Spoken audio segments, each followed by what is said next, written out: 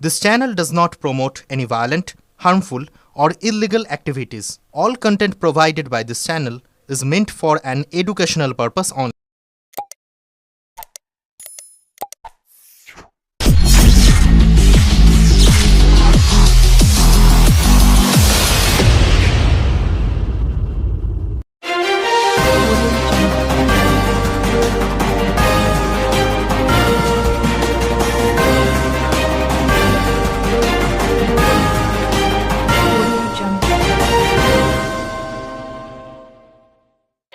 রথতলা সিডব্লিউএ ক্লাবের উদ্যোগে দুদিন ব্যাপী বিশেষ ক্রীড়া প্রতিযোগিতা অনুষ্ঠিত হলো চুঁচুড়া রথতলা মাঠে। আজকের দিনে এই প্রতিযোগিতার প্রথম পর্ব হিসেবে অনূর্ধ্ব 60 বছর বয়সী ছেলেদের সাব জুনিয়র ফুটবল প্রতিযোগিতা অনুষ্ঠিত হয়। এই ফুটবল প্রতিযোগিতায় অংশগ্রহণ করেছে মোট 8টি দল, যা মাঠে উত্তেজনা এবং আড্ডার মধ্যে ফুটবল খেলার এক আলাদা রং এনে দেয়। উদ্যোক্তারা জানান, আগামীকাল এই প্রতিযোগিতায় বিশেষভাবে হকি প্রতিযোগিতা অনুষ্ঠিত হবে, যা রথতলা সিডব্লিউএ ক্লাবের এক বিশেষ পরিচিতি। ক্লাবটি মূলত হকি খেলার জন্য পরিচিতি এবং এখান থেকে বহু প্রতিভাবান খেলোয়াড় বাংলা এবং দেশব্যাপী খেলার সুযোগ পেয়েছে। এছাড়া দীর্ঘ 20 বছর ধরে ক্লাবটি সংস্কৃতি এবং ক্রীড়া প্রতিযোগিতার আয়োজন করে শহর জুড়ে নিজেদের ভাবমূর্তি গড়ে তুলেছে। রথতলা সিডব্লিউএ ক্লাবের নানা ধরনের কর্মকাণ্ড এই ক্লাবটিকে একটি বিশেষ পরিচিতি দিয়েছে, যা বছরের পর বছর ধরে সারা শহরে তার স্থান তৈরি করেছে। আজ প্রতিযোগিতার প্রথম দিনে ক্লাব প্রাঙ্গণে মাঠে উপস্থিত হয়েছিলেন স্থানীয় জনপ্রতিনিধি জয়দেব অধিকারী সহ চন্দ্রিমা সরকার বন্দ্যোপাধ্যায়।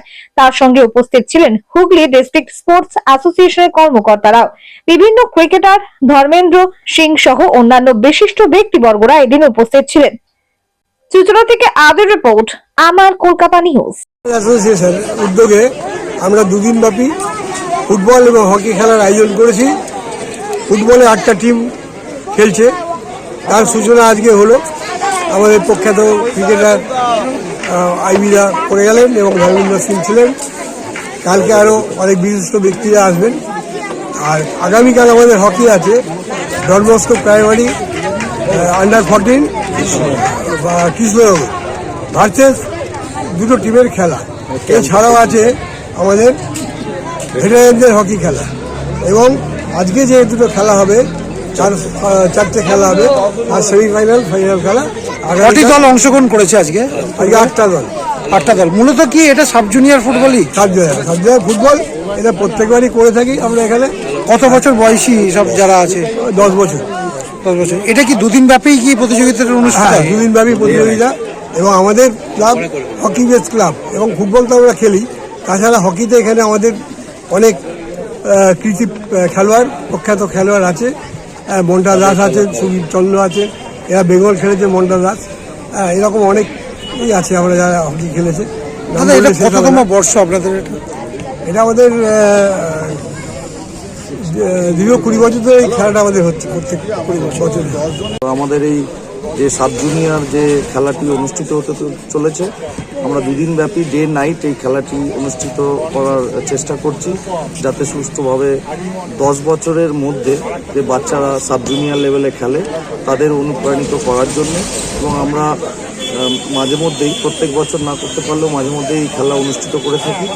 এবং আজকে 8টা টিম অংশগ্রহণ করেছে। আজকে যারা খেলবে তারাই কালকে সেমিফাইনাল ফাইনাল দিবারাত্রিব্যাপী হবে। তারই মাঝখানে আমাদের সিডব্লিউএ ক্লাব যেহেতু হকি ক্লাব, তো ভেটারেন্স যারা প্লেয়ার আছেন প্রথিতযশা বেঙ্গলের, তারা একটা ভেটারেন্স খেলা খেলবেন। এছাড়াও কৃষ্ণনগর ডনবস্কোর কোচিং ক্যাম্প থেকে বাচ্চারা আসবেন আন্ডার 14, তারাও এসে অনুষ্ঠানে অংশগ্রহণ করবেন এবং খেলবেন। তো এই দুদিন ব্যাপী আমরা সবাইকে জানাই আমন্ত্রণ আমাদের রথতলা সিডব্লিউএ ক্লাবের পক্ষ থেকে।